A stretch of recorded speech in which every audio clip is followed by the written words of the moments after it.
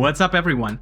Last time I was on vacation with my wife, I remember spending valuable time searching for a proper place to eat, sites to visit, and places to stay. For places to eat or see, I would usually go to Google Maps and see something around us, read reviews, and check some photos. Each place has hundreds of reviews, and I would usually go and read a few of the newest ones to get a perception of what this place is like. However, I do not want to be spending my time on this, so I created an AI assistant that will analyze this for me. In this video, I'll show you how to integrate your AI assistant with Google Maps and Google Reviews that analyzes the whole thing and provide you with a summary of top places that matches your personal preferences. By the end of this video, I will provide you with a demo that you can use to test the automation yourself. This might not sound like a business-oriented thing. However, you can turn this automation to analyze your competitor reviews or get industry-specific knowledge that customers are happy or complaining about. Let's see how that works. So imagine you arrive to a different country, it's evening, and you're looking for a dinner place. So you go to your Google Maps to find what are the places nearby. And say you select this area. I'm located here, so I'll go with restaurant. I want to have my dinner somewhere around, and it provides me with a list of many restaurants. There are tons of reviews for those places, so I'll probably need to go and read what are the dishes there, what are the reviews, what is the rating, etc. So I need to go to find a good spot to eat. So instead, that would take a lot of time. Instead, what I'm gonna do is I'm gonna just take this URL and I'm go here. And by the way, the link to this tool will be available within a few days for you guys to test out, so have a chance to use it and test it. And if you find a nice use case or tried it, leave the comment down below. What results did you get? What did you use it for? You can use it not only for restaurants and cafeterias, you can use it for hotels, sightseeing, and many other things. So I'll go with personal preference, no meat, only vegetarian. I'll go with my email address.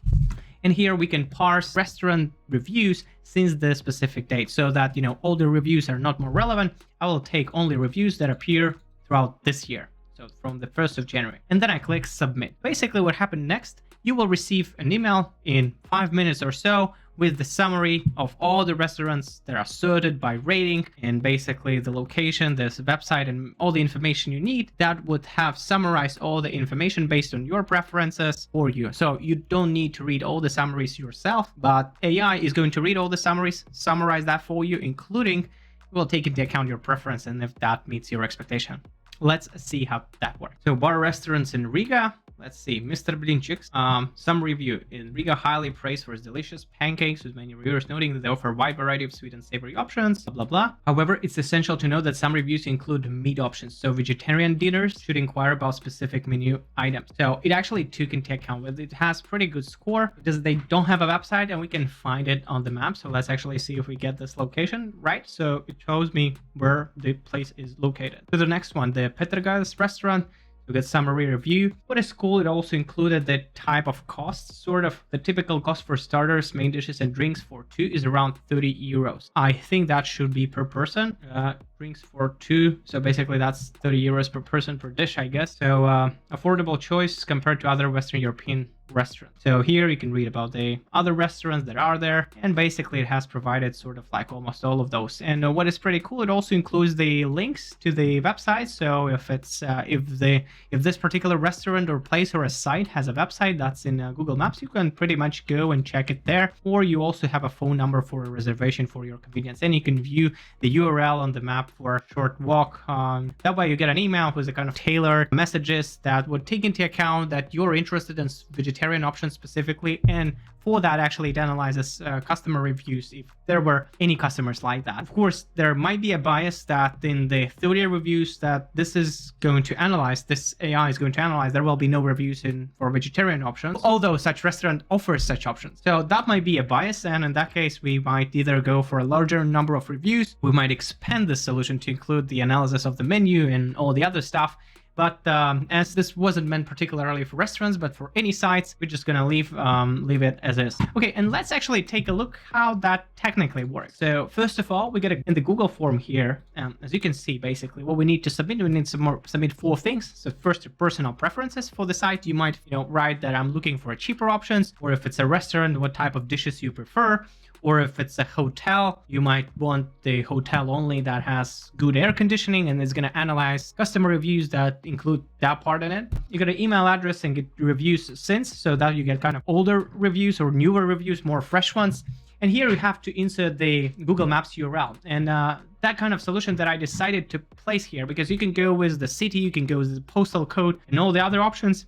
But as I find it more convenient, you would usually search in Google Maps, and that would be just easier to take the URL here and paste it in rather than, write the postal code or write the city name. And if you go with the city, that option would include like all the restaurants in the city, not the particular we're looking one. We're looking in a specific location. And here what is important when we go with a specific query, for example, if we go with hotel, and here for the URL, you will see the hotel, which will be the search word or search query that we're looking to find. And here you will find the longitude and latitude, which is a specific location. And if you go right there, for example, the longitude and latitude actually changes. So points you to a very specific point on a map and the restaurants around that, because here you can also go and search in this area, and this will be around this particular point that we see right there. And that's why the URL is kind of a unique thing to show what road of location you're looking at, and say wherever you are, what are the restaurants for dinner out tonight. So that's what you need to insert. Right, and let's actually see how that works. So first of all, we run a scenario and we get the responses from our Google form. So in that case, we'll get personal preferences, the email, reviews since, and Google Maps URL. So the next guy is here, and basically what it does, it extracts a specific word. So these two modules, they're actually kind of error handling module, because the next two Epify actors, we have different category names that we're looking to search by, and those category names are specific. So for example, if we go to search by restaurant, it will find a specific restaurant query in the Epify actor. However, if we go by a word hotels, which is plural, not hotel, single hotel, there are no such category, and that's why it will show as a mistake. So that's why we need kind of the error handling block. So what this guy does, it actually extracts from the longer string that I have here, it extracts the search query. In my case, the search query is restaurant. And the second block, what it does, the GPT block, it has to make sure that this query is exactly the same that is included in the provided group. So here I say your only job is to classify the word into a specific group, and I provide the list of the groups that are available in the Epify actor. And the list is pretty long. So the only thing it actually needs to do, it needs to provide a specific group. And as we go there, it says the restaurant was the user input and the output is exactly restaurant. And because this particular word will be used as a definition of a group for the Epify actor. So if we go to the Epify actor, we can actually see that category filter words are restaurant. So that's what is used in the Epify actor to scrape the information on the restaurants nearby. And here is another guy where we have the specific URL. What is important here to note is that we'll be using just 10 places. And the reason I'm using this for 10 places, just because it is going to analyze up to 30 reviews for each place. So 10 places with 30 reviews, it's up to 300 reviews. Think about this. We're going to be placing this whole thing into ChatGPT. And here we might meet the limit of the context window. And that's why kind of up to 300 reviews should be sort of enough for the context window to fit in. Otherwise, you can run it multiple times, or you might use another model for the larger context window. In my case here, for the simplicity reason, I will stick to 10 and 30 reviews per each restaurant. So another thing is, by default, I will be using the restaurants that has the rating above 4 on Google reviews, or if the place is actually permanently closed, you're not going to analyze that place. So then I run an Epify actor. Here I get the data set items, and then basically we've got another Epify actor. So this actor does 10 operations. It scrapes 30 reviews per each place, and it's going to sort the reviews by the newest. So we have the newest reviews first, the latest at the end, and then we get the specific date. So we want to show from which date we want to gather the reviews. And this is the information that we have inserted in the very beginning in our Google form. We've showed that we want the reviews to be just this year, and this is where it goes. Okay, and we set the specific URL. Then we'll run this 10 times for each place. We're going to run this specifically and in total, so 10 times up to 300 reviews that we get. And here we can actually see if we go to operation 1, there will be one request, but we'll get up to like 30 different bundles per place. So here we got 23 because there were just 23 reviews from the last year that we actually got there. So what happens next? is we're gonna aggregate this text. So all the reviews for each specific place will be aggregated in one text so that this text can be later on passed to our ChatGPT. Essentially what here ChatGPT does is gonna read all the 30 reviews and make a summary out of all these reviews. So let's actually take a look how the prompt looks. So I'm using again a mini model for this. So your job is to analyze customer reviews. You have to do this and that, and basically there are kind of, I prompted specifically to output it in more than 3 sentences, and then I say, hey, this is the place, this is the city, category name, the preferences, and 30 reviews are below. So it's going to take all that information, and if we open one of the inputs right there, we can actually see we've got 2 things. So first it's going to be prompt, and the second is going to be content. So we had place, snob restaurant, preference, no meat, only vegetarian. And then it goes with different reviews for this particular place. What is also pretty cool, as you can see here, we've got the reviews in Russian, we got the reviews in German, we got the reviews in English, we got the reviews, probably we'll get the reviews in Latvian as well. And it doesn't actually matter, right? So we don't need to translate those. AI is going to read the reviews in the different languages and will provide a summary for us. So the next thing, what we're going to do is we're going to summarize all that information per each specific place, and we're going to aggregate this to text. Next, we're going to pass this to ChatGPT to output that text in the HTML format, so we can paste this into our email, and it looks, so here you can see the prompting is very simple.